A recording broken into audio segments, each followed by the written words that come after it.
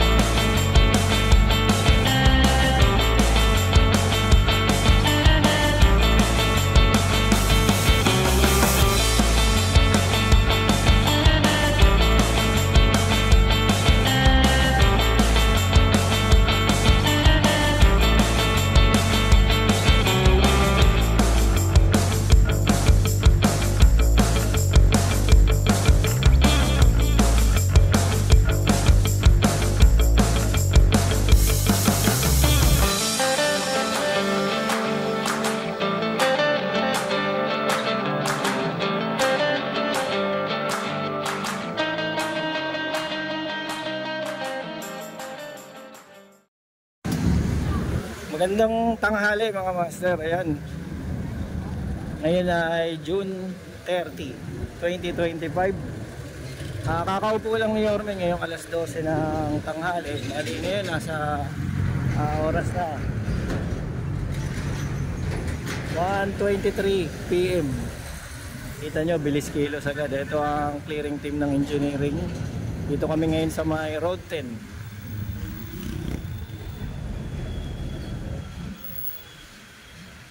Isang oras mahigit pa lang ang lumilipas. Talagang pinatunayan ni Yorme Isko na lilinisin niya ang Maynila. Papabanguin ulit ni Yorme to.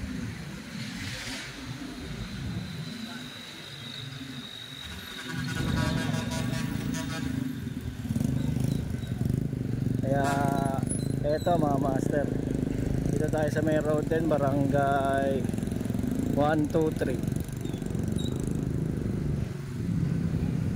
Umpisa na ng clearing. Eto na.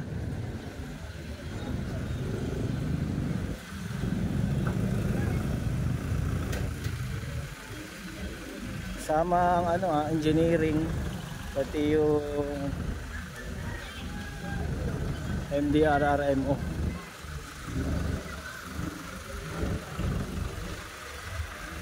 Nagtutulong-tulong para nga luminis tong Road 10.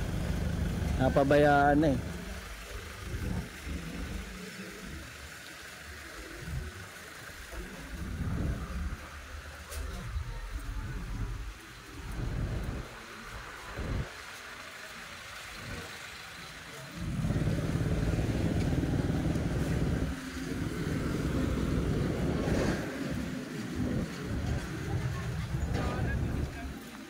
Ito yung mga nasunugan master, kaya nandito sila sa gitna. Dito muna sila pansamantalang nilagay.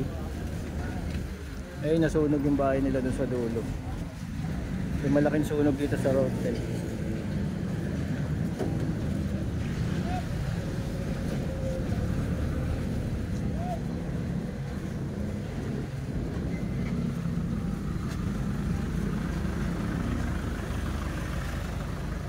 Ang dami nila dito. Tagal-tagal na rin yung sunog na yun.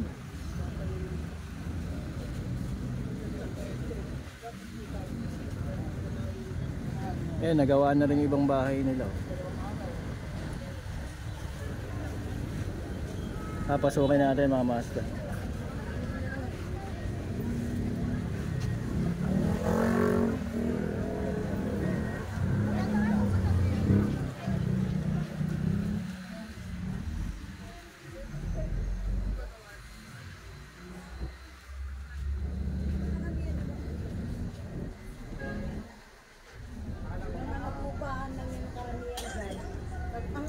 May mga bahay, nagbalikan na kami. Ito mga naiwan, mga umuupa. Ay, napakakapal mga mahirap sa sir. Karamihan. Mga nangungupa nyo na iwan. Kayong mga may bahay, bumalik na. Gawa na yung mga bahay nyo. Ayun pala eh. Pag ano pa lang ng bubong, nagbalikan. Okay, okay. Ito mga naiwan, yung mga nangungupahan daw. Pero di muli po, kasi kaya ako nandito, ginagawa lang yung baba namin. Dito kayo sa taas, hindi ginagawa pa Dito po kasi hindi ko kasi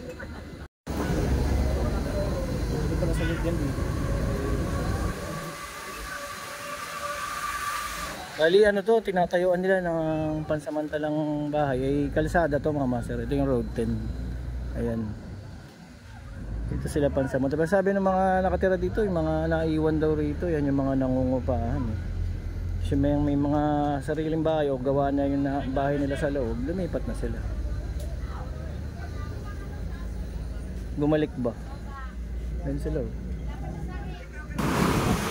Ito nga mga master, yung kasi ano siya yung kalahati ng road 10 halos yung kalsada nasakop na nitong mga kasunugan.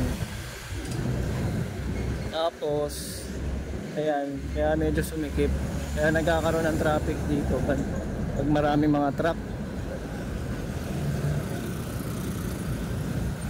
Maluwag talaga tong road 10 mga master. Ilan lane to? 1, 2, 3, 4, 5, 6 lane. Ang nagagamit na lang 3 lane na lang. Ito tingnan nyo.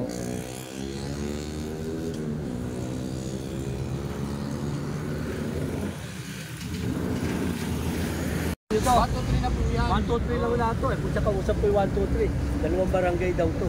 Ibig sabihin hindi na kayo kasama, wala kayo rito. Wala na kami dyan. Ito, mga nasunod dito. Wala na silang kilala dito. Pwede yan. Iusap ko na lang dito.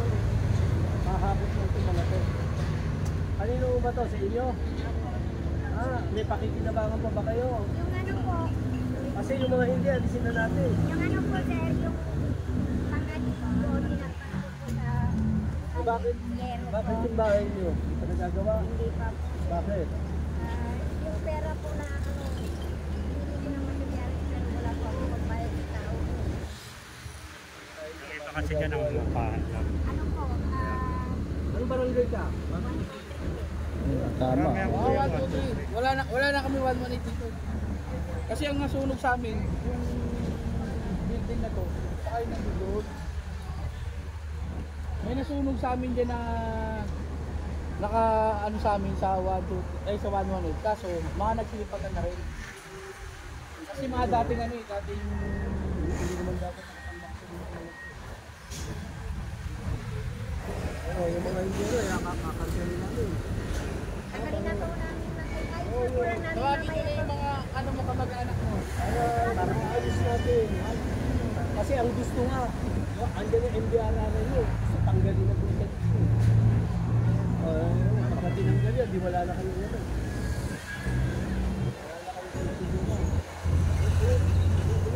Wala ko ba kayo ito?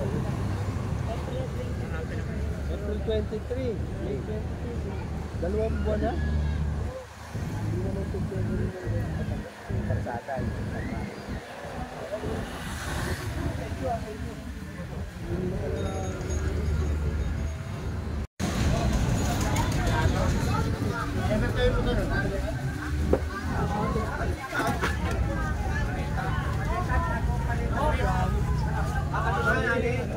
Gagamitin yung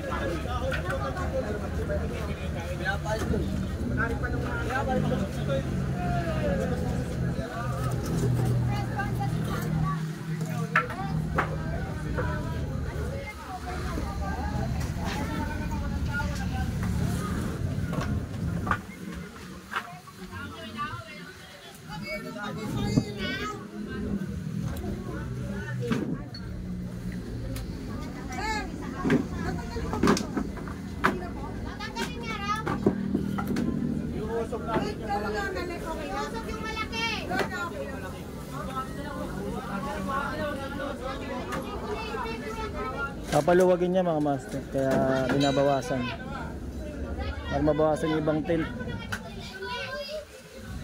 Inuusog para lumaki yung kalsada.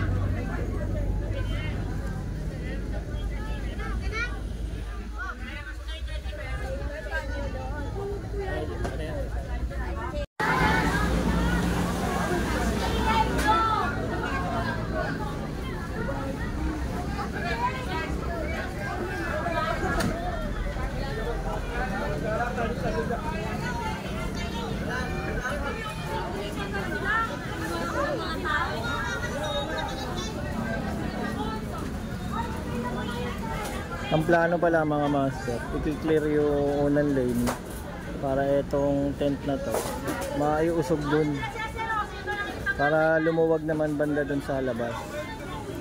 Kasi parang 2 lane na lang nangyayari dun sa labas kasi 6 na lane tong road 10. 2 lane na lang yung nagagamit dahil dito sa mga nasunugan, dito pasamantala silang tumira dito. Ngayon iniuusog na tong tent papunta dun sa unang lane.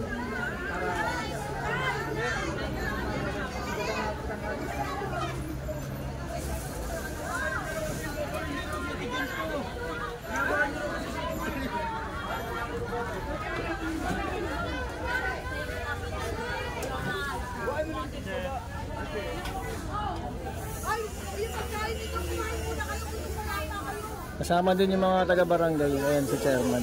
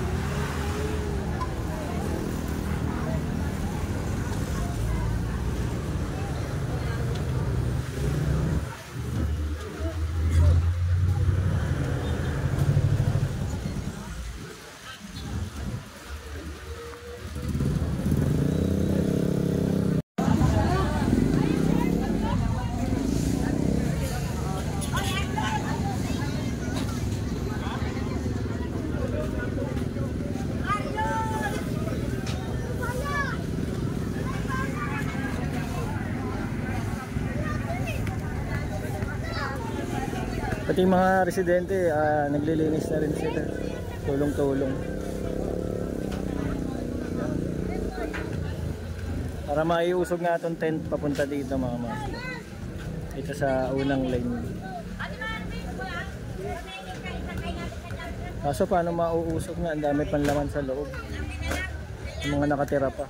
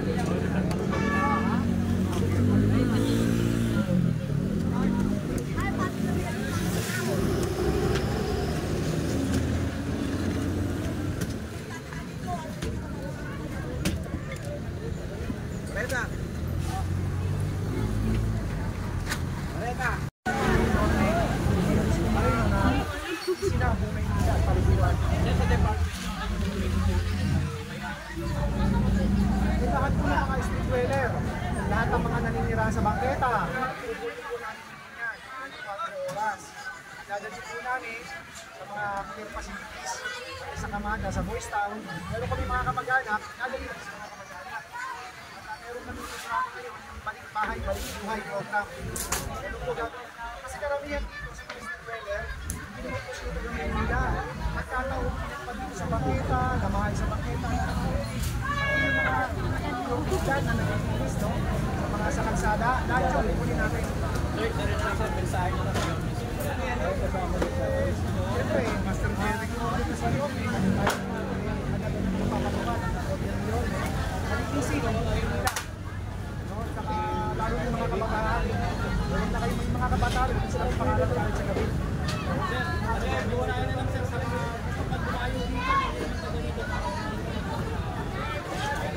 Huwag na po silang tumayo sa Maynila. No? Kasi ang Maynila po ngayon, nililis natin, inaalis natin. Kasi gusto ni Yorme na maging presentable, malinis, maayos. At siyempre, payapa ang lungsod natin. Kaya nananawagan ako, wala naman kayong kamag-anak at wala naman kayong gagawin sa Maynila, huwag kayo kami Maynila. No? Kasi baka mamay, mapatpat kayo sa paketa, sana kayo mapatpat, di ba? Meron naman tayo nakatahan ng uwi sa television. So, ito kasi kayo. Sabihin natin.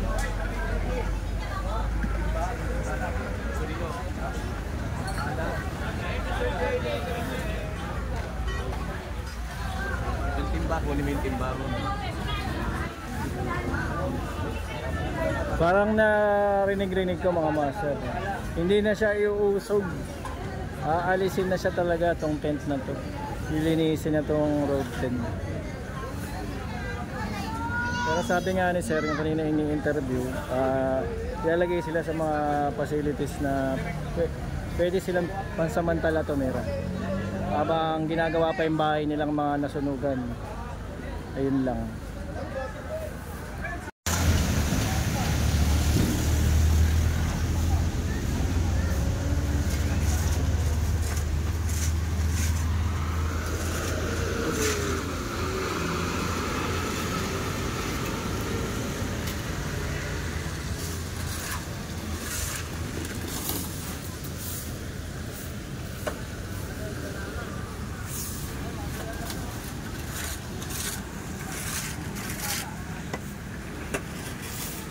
Ayan mga master, ano na, 4:30. Pero trabaho pa rin. Kailangan linisin tong road 10. Talagang pinapadama sa atin ni Yorme ang gobyerno. Siya rin nagsabi na muling ibabalik ni Yorme ang patiwasayan at kalinisan. Ayan, kahit umuulan, masisipag ang mga taga-engineering. Ayan, pati yung mga taga-DPS nandun naman, sila naman yung sa basura. Ayan.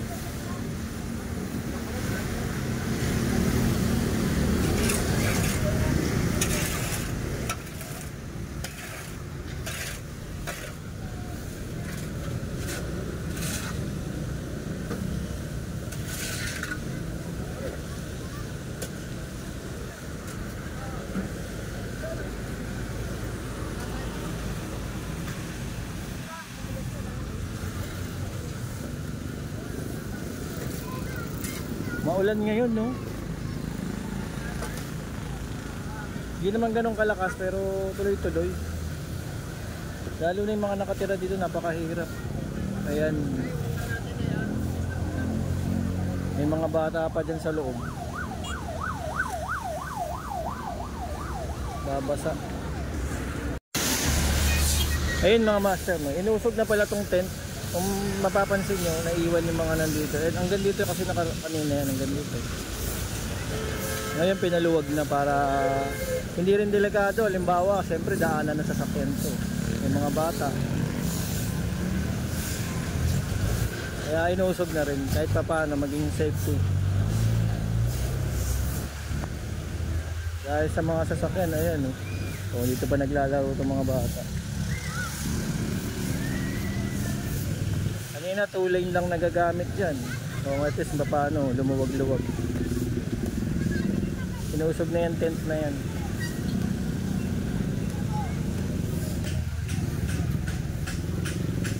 Adjust. Ayan. Medyo lumawag na.